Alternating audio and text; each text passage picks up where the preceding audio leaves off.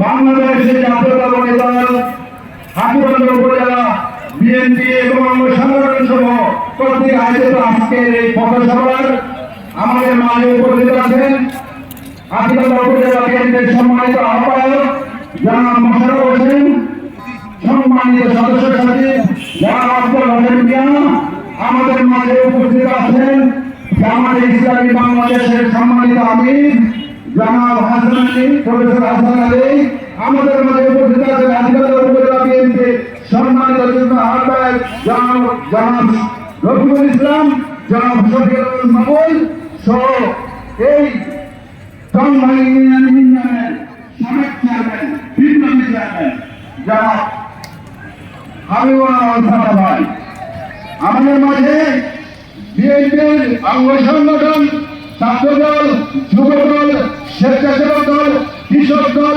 মহিলা দল, জাতি দল সহ অনেকে আরো উপস্থিত আছে। আজকের এই জনসভার এই পথসভার সবচেয়ে যে আকর্ষণীয় বিষয়, আমাদের মাঝে উপস্থিত আছেন 2024 সালের মুক্তিযোদ্ধা বিন্দু, যারা এই বাংলাদেশ থেকে স্বৈরাচারের পতন ঘটিয়েছে, হাসিনা মুক্ত বাংলাদেশ আমাদেরকে উপহার দিয়েছে। আমি তাদের জন্য তাদের সকলের উজ্জ্বল ভবিষ্যৎ কামনা করি। আমি সকলের উজ্জ্বল ভবিষ্যৎ কামনা করি। আপনারা জানেন ক্ষমতার বাইরে আমাদের নেত্রী বেগম খালেদা জিয়াকে মিথ্যা মামলায় তারা অভ্যন্তরে রাখা হয়েছে। তারেক রহমানকে মিথ্যা মামলা দিয়ে সাজা দিয়ে দেশের বাইরে পাঠাতে বাধ্য হয়েছে। আমাদের অসংখ্য নেতা কর্মী, আমাদের বিপ্লবী মহাসচিব সহ 50 লক্ষ নেতা কর্মীর বিরুদ্ধে মামলা। বাংলাদেশের এমন কোন কারণ নাই যেখানে 100টার মধ্যে 95টা বিএনপির কর্মী নাই। আমাদের সহযোগী, আমাদের জোরপূর্ত শহীদ দল জামাতে ইসলামকে তারা নিবন্ধন বাতিল করে ভ্রান্ত হয় নাই, তাদের রাজনীতি নিষিদ্ধ করেছে কয়েকদিন আগে। আমাদের অনেক বিচারের নামে জুডিশিয়াল কিলিং করা হয়েছে। আমরা নির্যাতিত, নিপীড়িত, আমরা এই অবস্থায় সরকারকে বিদায় দিয়েছি। এই বিদায়ের মাধ্যমে আমাদের বিজয়ের প্রথম ধাপ কেবল সম্পূর্ণ হয়েছে। এখনো অনেক কাজ বাকি আছে আমাদের। এখনো কোনো অন্তর্বর্তীকালীন সরকার গঠিত হয় না, এখনো কোনো নির্বাচনকালীন সরকার গঠিত হয় না। এদেশের প্রশাসন থেকে শুরু করে প্রত্যেকটা জায়গায় আওয়ামীদের প্রভাব তারা রয়ে গেছে। আমাদেরকে সচেতন থাকতে হবে। আগামী বাংলাদেশে এই স্বৈরাচারের প্রভাব তারা যেন কোনোভাবে কোনো ষড়যন্ত্র করতে না পারে, জনগণের নির্ণয়ের জন্য তারা প্রভাবিত করতে না পারে। আমরা স্বাধীন বাংলাদেশে একটা নিরপেক্ষ ভোট চাই, ইলেকশন চাই। যে ইলেকশনকে এই সরকার নিরপেক্ষ ভোটকে বন্ধ ঘোষণা চালিয়ে দিয়েছে। উপজেলা কি, ইউনিয়ন পরিষদ কি, পৌরসভা কি, জাতীয় নির্বাচন কি, আমি গুন্ডা পান্ডারা ভোট চুরি করা শুরু। কোথাও কোন জনগণের মতামত প্রতিফলিত হতে দেয় না। আগামী বাংলাদেশ কিভাবে চলবে? আপনারা কি খুবই বিরক্ত? কথা বলবো না বেশি করে বলবো না কম বলবো? এই স্বৈরাচারের ইতিহাস, এই স্বৈরাচারের ইতিহাস যদি বলতে চাই তাহলে 40 সালের খতিয়ান থেকে শুরু করে বিএসএফ পর্যন্ত বলতে হবে। শুধু সংক্ষিপ্ত আকারে বলি, দেশটাকে এরা মুরগির রোস্টের মতো ছিঁড়ে ছিঁড়ে খেয়েছে। যদি যুবলীগ পা খেয়েছে, স্বেচ্ছাসেবী আরেকটা পা খেয়েছে, কেউ ডানা খেয়েছে, কেউ বা মাথাটা পর্যন্ত চিবিয়ে খেয়েছে। এই আওয়ামী লীগ খাওয়ার দল, শুধু দুর্নীতিবাদ দল। এরা দেশ থেকে লক্ষ লক্ষ কোটি টাকা বিদেশে পাচার করেছে। আমাদের ট্যাক্সের টাকা তারা চুরি করেছেন, ডাকাতি করেছে। আমাদের এসবের বিচার চান কিনা বলেন? যদি বিচার চান তাহলে আমাকে একটা কথা তাদের দিতে হবে। আজকে আমি এখানে আসার আগ মুহূর্ত পর্যন্ত শুনতে পাচ্ছি যে অনেকের বাড়িঘর, অনেকের ব্যবসা প্রতিষ্ঠানে আঘাত এসেছে। বিএনপি খালেদা জিয়ার দল, বিএনপি জিয়াউর রহমানের দল, তারেক রহমানের দল, এ দলে এসব সন্ত্রাসী জায়গা আছে? এইসব চলতে পারে? সংখ্যালঘু ভাইরা আজকে আশঙ্কার মধ্যে আছে। আমাকে অনেকে সারা রাত ফোন করেছে, আমি 10টা মিনিট ঘুমাতে পারিনি ভাই। বিভিন্ন এলাকা থেকে আমাকে ফোন করেছে। এভাবে চলতে দেওয়া যায় না। মানুষের হৃদয়ে আমাদের অবস্থান। আমরা রাজনীতি করে মানুষের সেবা করার জন্য, মানুষের কল্যাণের জন্য। আমাদেরকে মানুষের মনে স্থান করে নিতে হবে। মনে রাখবেন, বিজয় এখনো অনেক দূর আছে। এই মানুষের মতামতের ভিত্তিতে আগামীতে বিএনপি সরকার গঠন করবে ইনশাআল্লাহ। যারা বিএনপির কর্মী আছেন, যারা ছাত্র দলের লোক আছেন, এখানে যুব দল আছেন, স্বেচ্ছাসেবক দল আছেন, কৃষক দল আছেন, সবাই আমাকে হাত তুলে কথা দেন। আজ থেকে কোন লোকের কোন প্রতিষ্ঠানে আঘাত দেবেন না, বাড়ি ঘরে আঘাত করবেন না। কথা দিচ্ছেন তো? কেউ আঘাত করতে আসলে, কোন ধর্মীয় উপাসনালয়ে যদি কেউ আঘাত করতে আসে, কোন সংখ্যালঘু ভাইয়ের কোন প্রতিষ্ঠানে কোন বাড়ি ঘরে আঘাত করতে আসে, অত্যন্ত পরি হিসেবে আপনারা ভাড়া দিবেন কিনা বলেন? আপনাদের কাছে করজোরে নিবেদন করি, আমি আপনাদের কাছে করজোরে নিবেদন করি, বিএনপির তাদের বদনা মানিয়েন না, বিএনপির গায়ে বদনা মানিয়েন না। আমরা কখনো কোন সন্ত্রাসী কার্যক্রমের সঙ্গে জড়িত না। আমরা আগামী দিনের বাংলাদেশ, আগামী দিনের একটি সমৃদ্ধ বাংলাদেশ দেখতে চাই। আজকের তরুণ ছেলে ফেলে আমরা যা করতে পারি নাই, সেটা করে আমাদেরকে দেখিয়ে দিয়েছে কিভাবে রাষ্ট্র সংস্কার করতে হবে, তারাও আমাদেরকে নির্দেশনা দিচ্ছে।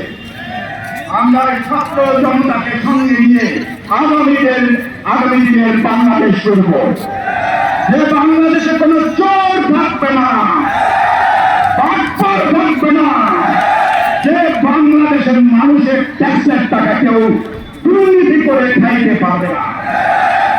সম্প্রতি অনেক চোর ধরা পড়েছিল, অনেক টাকা ধরা পড়েছিল। টেলিভিশন দেখেছেন, বেনজির সাহেব বিশাল এক টাকা কল্পনাও করতে পারি নাই। বিভিন্নখানে এত বড় বড় কথা বলে, তার পাখার মধ্যে এত বড় কথা, সারা কণ্ঠ পর্যন্ত তার দুর্নীতি নিগড়িত, সারা বাংলাদেশে দুর্নীতির টাকা দিয়ে জমি সংগ্রহ করেছে। সে লোক আমাদেরকে বড় বড় কথা বলে নসিহত করেছে। আপনারা কাসম নজরুল রহমানের নাম শুনেছেন, আপনারা আরো আসাদুজ্জামান পুলিশের কমিশনার ছিলেন, আবেদনের নাম শুনেছেন, বিবি হারুনের কাহিনী তো টেলিভিশনে দেখেছেন। আল্লাহ যাকে খুশি সম্মান দেয়, আল্লাহ যাকে খুশি তার সম্মান কেড়ে নেয়। বিশ্বাস করেন কথাটা?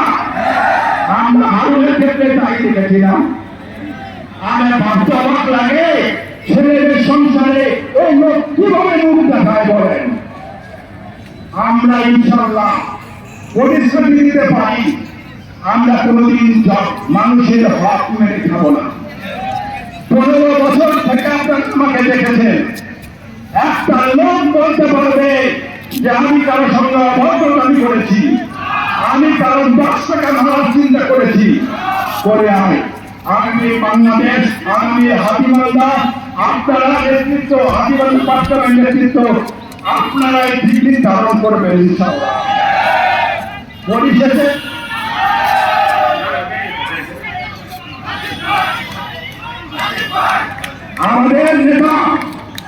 আমাদের নেতা বিএনপির ভারপ্রাপ্ত চেয়ারম্যান তারেক রহমান সাহেব বারবার বক্তব্য রাখছেন। আপনারা অনেকে শুনেছেন না? ওনার কথাগুলো শুনলেই আপনারা বুঝতে পারবেন যে আমাদেরকে আইন নিজের হাতে তুলে নেওয়া যাবে না। নিজের হাতে তুলে নেওয়া যাবে। ছাত্র জনতা যে বিজয় আজকে এনেছে, সেই বিজয়কে আমাদেরকে ধারণ করতে হবে, সংরক্ষণ করতে হবে। দেশি বিদেশি অনেক ষড়যন্ত্র চলছে না? আমাদের মাঝে অনেক ষড়যন্ত্রকারী ঢুকবে। এই উপজেলা এই কনস্টিটুয়েন্সিতে এই আওয়ামী লীগের বিভিন্ন গ্রুপ আছে, অনেক বিভক্তি আছে না? একজন এক গ্রুপ আরেকজনের উপরে প্রতিশোধ দিবে, নিয়ে বিএনপিকে আমাদের ধারে দিবে, দেবে না? আপনারা সচেতন থাকলে এটা করতে পারবে।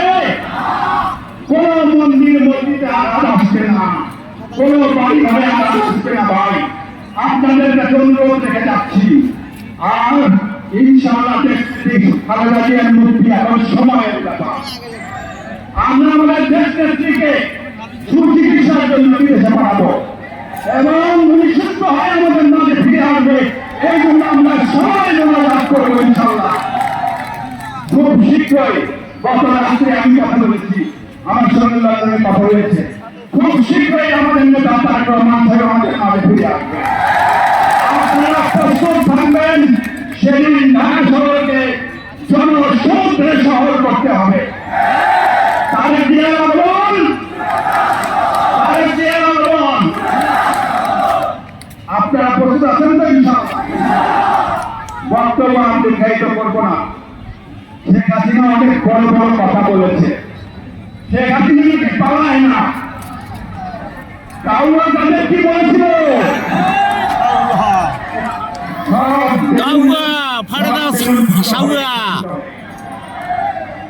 এখন কখন যে চলে গেছে আর দেশ জাতি কিছু জানে। আমি শাহবাগ মোড় থেকে মিছিল, ঢাকা ইউনিভার্সিটি থেকে মিছিল করতে করতে গণভবন যখন পড়ছি, যায় দেখি মানুষ কেউ মুরগি নিয়ে যাচ্ছে, কেউ হাঁস নিয়ে যাচ্ছে, কেউ কম্পিউটার নিয়ে যাচ্ছে, কেউ শেখ হাসিনার কাপড় চোপড় নিয়ে যাচ্ছে, সোফা সেট নিয়ে যাচ্ছে, কম্পিউটার নিয়ে যাচ্ছে, ফ্রিজ নিয়ে যাচ্ছে, ওই সেই এসি পর্যন্ত নিয়ে যাচ্ছে। এটা ঠিক এই ছবি আমরা কোথায় দেখেছি? শ্রীলঙ্কায় দেখেছি। যুগে যুগে স্বৈরাচারদের এই অবস্থায় হয়। উনি ভারতে গিয়েছেন, ভারত সরকারকে 2 দিন অবস্থান করেছেন। ইতিমধ্যে যুক্তরাজ্যে উনি পলিটিক্যাল রাজনৈতিক আশ্রয় কামনা করেছিলেন, কিন্তু স্বৈরশাসককে তারা আশ্রয় দেয় না। উনি বেলারুশে অনেক সম্পত্তি করতে শুনেছি, বেলারুশেও থাকবেন। এখন শুনতেছি ওনার না, যেখানে 32টা সুটকেস ভরা ডলার রেখে একটা বিমানে করছেন, সেই ফিনল্যান্ডের একটা উনি আশ্রয় নিয়ে। তো শেখ হাসিনা একটা বিতর্কগ্রস্ত মহিলা ছিলেন, যে মহিলা রাজনীতিটাকে এমন জায়গায় নিয়ে গেছেন, ওনার মধ্যে ক্ষোভ ছিল। উনি যখন প্রথম আসেন লন্ডন সিরাজুল্লাহ সাহেবের কাছে বলেছিলেন, সিরাজুল্লাহ সাহেব প্রশ্ন করেছিলেন, বিশিষ্ট বলেছিলেন তুমি কেন দেবেন না আমার বাবা সন্তান আগাম দিনে আমি আমার বক্তব্য আর পাবো না।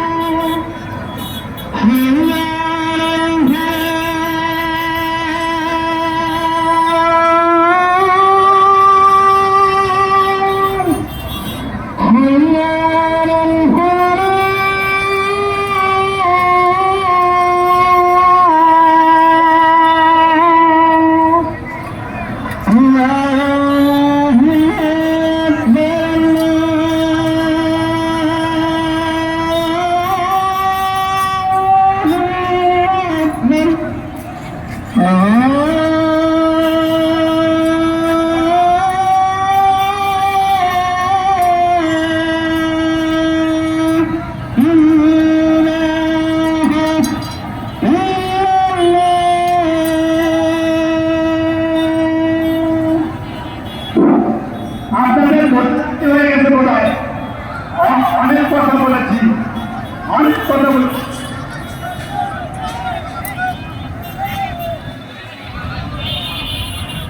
অনেক কথা বলেছি, আপনি কথা শুনবেন? শেখ হাসিনা তুলে কথা বলে যান। শেখ হাসিনা বলেছিল আমি শেখ হাসিনা কোনোদিন পাবো না।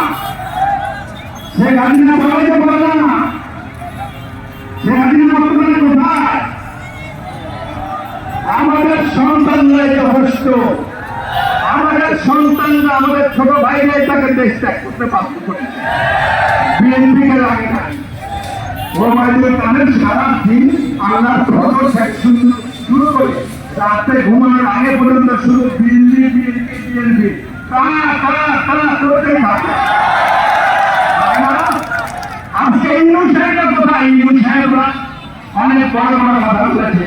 চট্টগ্রামের একজন আছে হাসান মাহমুদ, কোথায় ওরা খুঁজে পাওয়া যায়? ছাত্র দলই নাকি যথেষ্ট এই আন্দোলন ছাত্রলীগেই নাকি যথেষ্ট আন্দোলন ছাত্রলীগকে খুঁজে পাচ্ছেন কোথায়? সাবধান থাকে বেলুনের মতো হাওয়া হয়ে গেল। হ্যাঁ, তো আমাদের এই শক্তি, আমাদের এই ঐক্য, এই ছাত্র জনতার ঐক্য আগামী নির্বাচন পর্যন্ত ধরে রাখতে হবে। আগামীতে বাংলাদেশ নির্মাণে আমাদের ঐক্য দরকার আছে কিনা? সবাই কথা বলেন, একসাথে থাকবো ইনশাআল্লাহ। সবাই ভালো থাকেন। আজকে আমার ছোট ভাইরা যার পরিশ্রম এখানে করে আজকে এই আয়োজন করেছে, বিএনপি নেতা কর্মীরা যারা বিভিন্ন ইউনিয়ন থেকে এসেছেন, সাধারণ ছাত্রছাত্রীরা এসেছেন, জামাত ইসলামের নেতৃবৃন্দ এসেছেন, জামাত ইসলামের বিভিন্ন পর্যায়ের নেতৃবৃন্দ এসেছেন, এবং এই বাংলাদেশের 2024 সালের মুক্তিযোদ্ধা সবার প্রতি আমার কৃতজ্ঞতা। আজকের আয়োজকবৃন্দ এনাদের সবার প্রতি আমার কৃতজ্ঞতা। সবাই ভালো থাকবেন, সুস্থ থাকবেন। বাংলাদেশ জিন্দাবাদ, খালেদা জিয়া জিন্দাবাদ, তারেক রহমান জিন্দাবাদ, আমাদের অভিভাবক অধ্যক্ষ আসাদুল হক ভাই জিন্দাবাদ। সবাইকে ধন্যবাদ।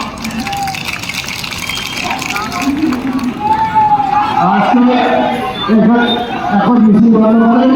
আজকে সবার কাজ এখানে সমাপ্তি ঘোষণা করা হলো। সবাইকে ধন্যবাদ।